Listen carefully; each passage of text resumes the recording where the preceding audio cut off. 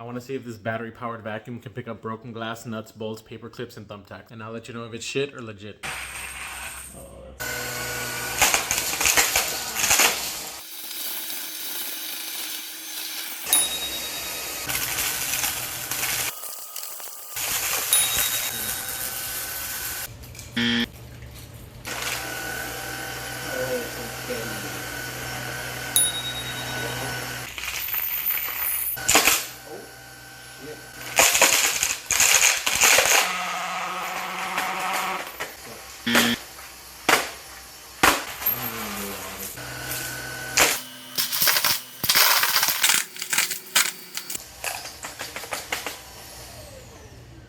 So if you're a caveman vacuuming nuts, bolts, and broken glass, then this is shit. But if you need it for normal cleaning, then it works perfectly fine. And even after all the abuse I put it through, it's still working. This is the Amazon page. Buy it or don't buy it, I don't care.